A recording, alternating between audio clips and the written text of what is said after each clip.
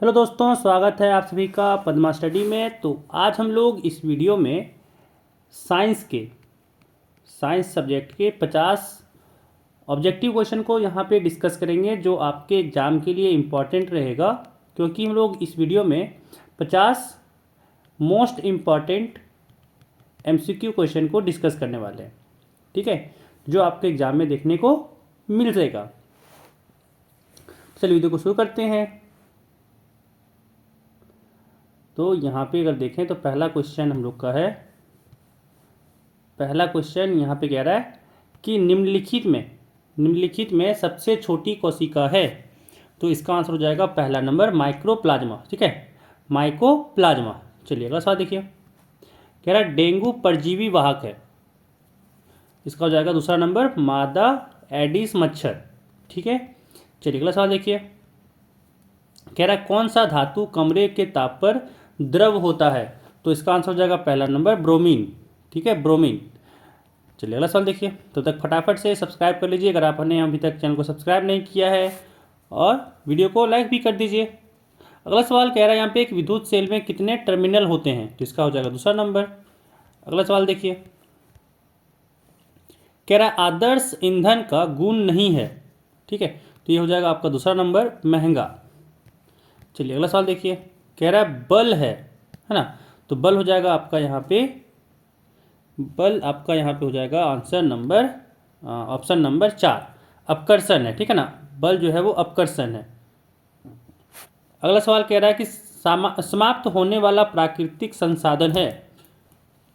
समाप्त होने वाला प्राकृतिक संसाधन है, तो इसका हो जाएगा तीसरा नंबर खनिज। खनिज जो है वो आपका समाप्त हो सकता है, हो जाएगा अगर आप ज़्यादा यूज कीजिएगा तो। अगला सवाल कह रहा है कि वैश्विक गर्मी का कारक है। तो आपका इसका आंसर हो जाएगा दूसरा नंबर कार्बन डाइऑक्साइड CO2, ठीक है। चलिए अगला सवाल देखिए। अगला सवाल कह रहा है दूषित पानी में से दूषित पानी पीने से कौन सा रोग होता है। तो इसका आंसर हो जाएगा आपका टाइफाइड, ठीक है, पहला नंबर हो जाएगा टाइफाइड होता है दूषित पानी पीने से।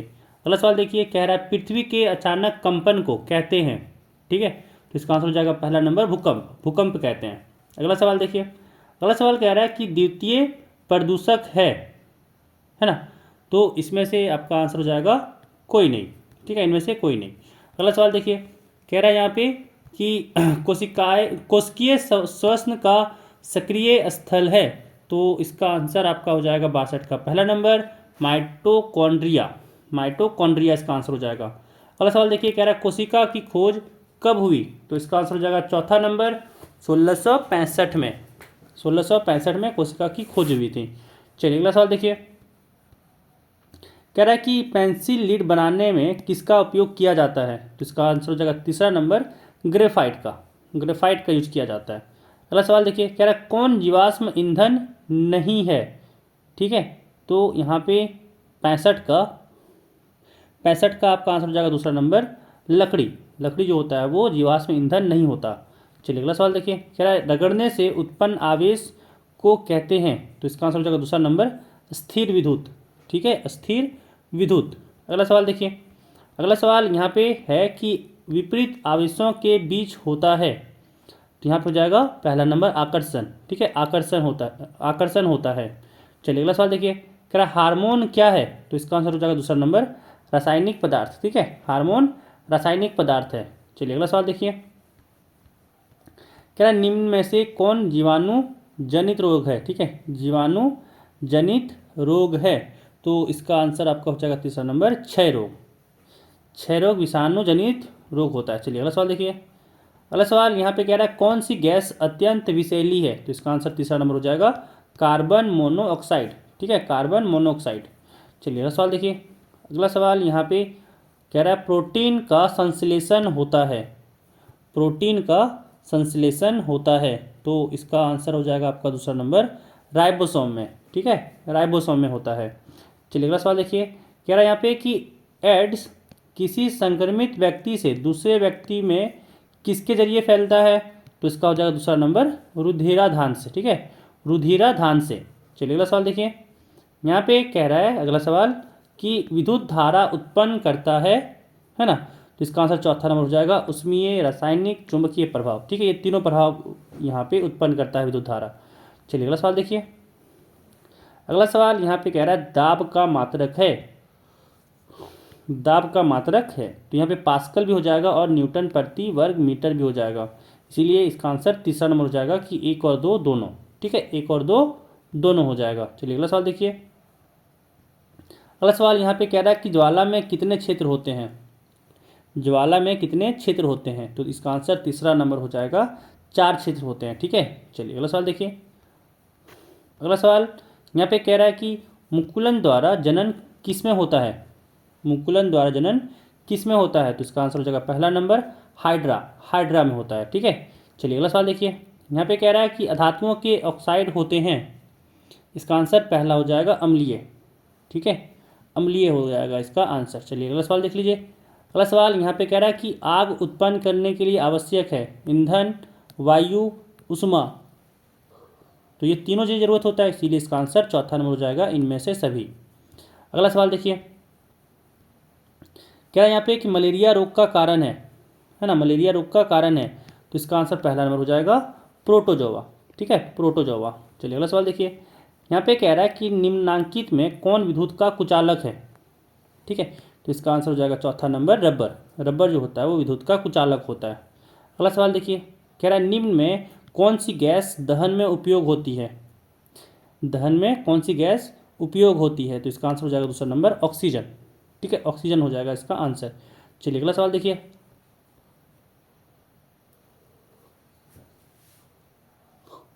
अगला सवाल कह रहा है यहाँ पे कि बेलों द्वारा गाड़ी खींचना किस बल का उदाहरण है, तो ये हो जाएगा पेशीय बल। ठीक है, इसका आंसर पेशीय बल हो जाएगा। अगला सवाल देखिए। कह रहा है एक अधातु जो कठोर होता है वह है हीरा। हीरा जो है वो बहुत कठोर होता है। ठीक है, अगला सवाल देखिए। कह रहा है निम्न में से कौन संश्लेषित रेशा है, तो इसका आंसर हो जाएगा चौथा नंबर रेयॉन। अगला सवाल देखिए। अगला सवाल कह रहा है कि किस प्रदूषक से ओजोन परत का क्षय होता है। ठीक है, तो इसका आंसर हो जाएगा तीसरा नंबर CFC, क्लोरोफ्लोरोकार्बन। क्लोरोफ्लोरोकार्बन। ठीक है, चलिए अगला सवाल देखिए। कह रहा है एक उग्मनज में पाए जाने वाले केंद्रकों की संख्या होती है, तो इसका आंसर हो जाएगा पहला नंबर एक होती है। चलिए अगला सवाल देखिए। अगला सवाल यहाँ पे कह रहा है कि चीनी को एल्कोहल में बदलने की प्रक्रिया क्या कहलाती है, तो इसका आंसर आपका हो जाएगा तीसरा नंबर किण्वन। ठीक है, किण्वन हो जाएगा।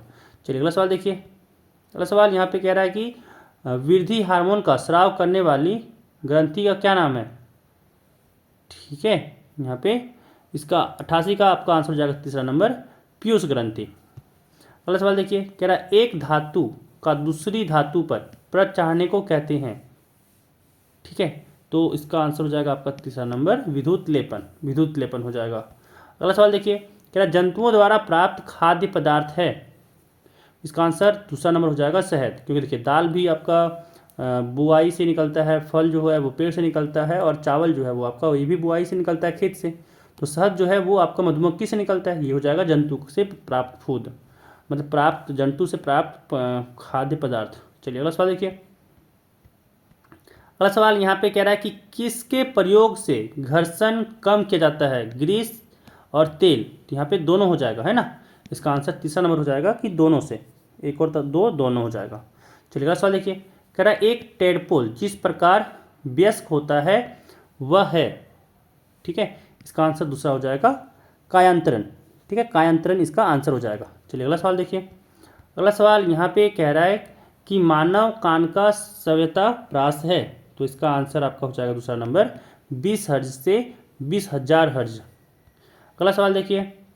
अगला सवाल कह रहा है कि क्लोरोप्लास्ट किसमें पाया जाता है। क्लोरोप्लास्ट किसमें पाया जाता है, तो इसका आंसर हो जाएगा आपका तीसरा नंबर हरी पत्तियाँ। ठीक है, हरी पत्तियों में पाया जाता है। अगला सवाल देखिए। कह रहा है यहाँ पे कि आवर्तकाल का SI मात्रक है, तो इसका हो जाएगा सेकेंड।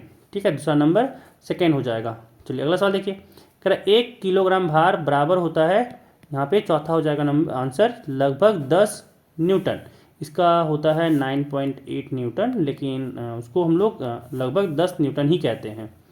चलिए अगला सवाल देखिए। इसका अगला सवाल कह रहा है कि आपतन कोण परावर्तन कोण के बराबर होता है, तो ये चीज़ सदैव, ठीक है, 1 नंबर आंसर हो जाएगा कि ये सदैव होता है।